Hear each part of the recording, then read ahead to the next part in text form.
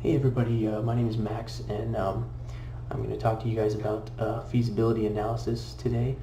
This was my unit of the week, and it was really enjoyable to get into the meat and potatoes of such an important, building block onto basically the first requirement of the whole rest of the process of a new venture.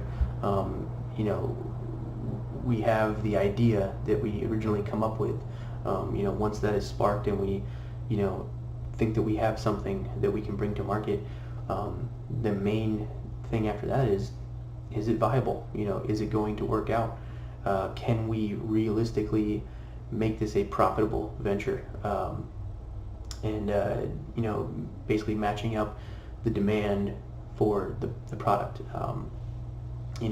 The way, as I was reading through the book and everything online, my kind of definition of feasibility analysis is making sure that you're bringing the perfect product or service to the perfect market, and that you actually have the logistical operational power to efficiently and profitably produce that solution, and also ensuring that it's unique enough or superior enough to stay afloat in that market.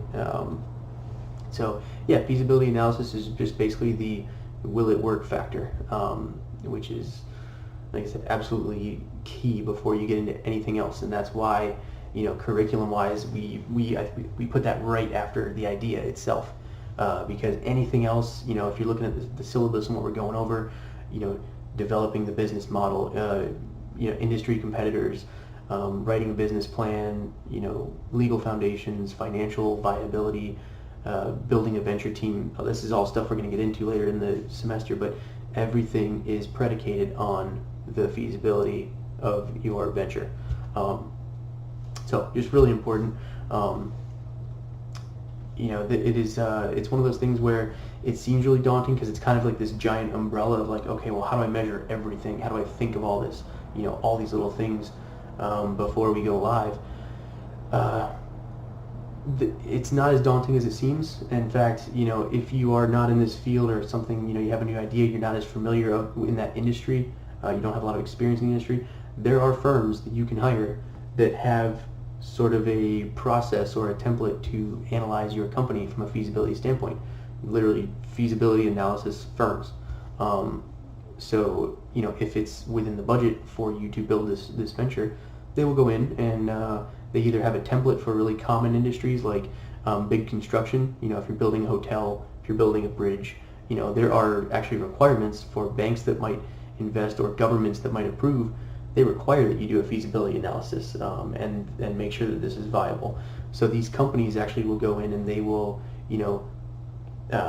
do all the market research and surveys and primary and secondary data and things like that for you. That we'll get into what that is in a moment here. But yeah, basically just feasibility comes before everything except the idea itself. It's very important. And I kind of looked at it from the sense of there are three main pillars of feasibility analysis. The first one is your market. What is your market, and is it going to support you, basically? And what I mean by that is market health. Are you trying to get into a growing, healthy market? Is there room for you? Is there going to be a future for you? If we're looking at today, next year, 5 years, 25 years, maybe not that long, 15 years, you got to forecast your market. What is this looking at? Are there signs of a recession? How is your product going to respond to that? If so, do you have a inferior good? Do you have a complementary good, to something else? You don't want to be a blockbuster in the time of Netflix, basically. So you have to look at your market and the demand for your product. You don't want to be breaking into something as it's getting flooded or antiquated. Also, the market conditions still staying in this pillar. Who are the dominant players already? What's your competition? How dominating are they in the industry? Is there room for you? What do you have to do to compete? Is that going to take a lot of pump priming as far as like marketing dollars, or payoff dollars, things like that, to get, priorities in the industry. What are their strengths and weaknesses? What are your strengths and weaknesses? And this is where you got to kind of do your primary research and look at who the top sellers are, who the best, products and policies and just the dominators are. And that's your primary research, which we talked about in the chapter, is kind of the existing data, where you can go backwards and look at trends and sales history and company histories and successes and failures, and use that data to your benefit. So the second pillar, out of the three that I kind of look at is, what are your kind of logistical requirements, or what are your operational, necessities, and can you fulfill those? So if you're a company that's producing a product, once you have a viable idea for this product, where are you going to source it? Is it going to come domestically? Is it going to come from overseas? Does that validate the price difference? The people, if somebody's producing it overseas, can you even get time behind their tools? Can they manufacture this for you, or are the dominators in the industry already worked out with contracts and things like that? What do you need to do to get priority, or to get sufficient marginal pricing on your units? And at that rate, once you're paying for the units that are coming over here, another thing to look at with operational requirements is cash flow. If you are charging, or if you're getting charged for the 1,000 units that are coming in, and you have to pay that bill in 30 days, if you're selling them in 60 days, that's not working. You have a cash flow gap, and you need to make sure that you have a sustainable cash flow system, the financing of your capital expenditures.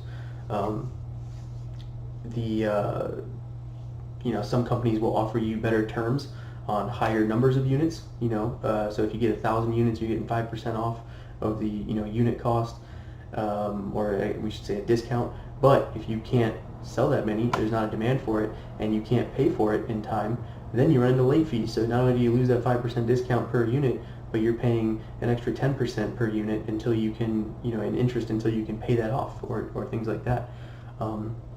So you have to look at the viability of your finances and your cash flow between your customers. The third pillar of the three that I kind of broke down into would be your market demand.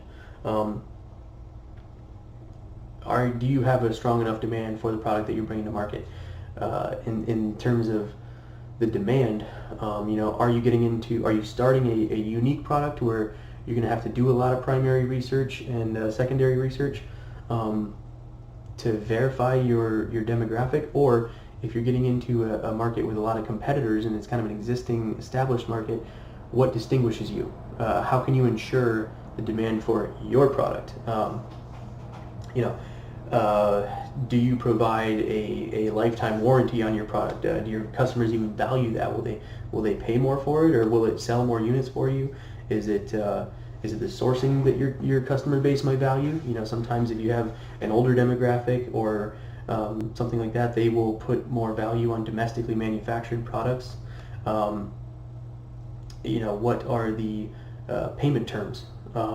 Sometimes things like that can really elevate your saleability of your product. I've worked for some companies where we might have two companies on each side of the road, both selling a product at the same price, but if this product is several times the value of a weekly paycheck for your customer, both of them are. If you offer 12 months financing and these guys don't, you might get that sale. So if you're set up to accommodate to your customer's demand better, that will secure the sale. So with the market demand, can you come to them with better products or customer service, just distinguishing yourself, elevating your product above the industry norms? Can you do that? Do you need to do that? So things like this, that's all, market conditions, logistical, requirements, financial requirements, and market demand are all kind of what make up feasibility analysis. You know, through the primary and secondary research, that whether you do it or a firm does it for you, it's huge. You know, and the big thing is that we went over in this chapter, staying objective. You do not want to just go off of your own opinions. You need objective market data. You need large sample size, surveys outside of your box and your network that can realistically look at this without bias, without being overly positive. That was a huge thing in the chapter. Making sure you have reliable data that is third party or more, so remove yourself from as much of this as you can and you will get better data. And yeah, that was about it for market or feasibility analysis, but one of the most important things, that builds onto the rest of the whole entire process of you bringing a good to market. Thank you.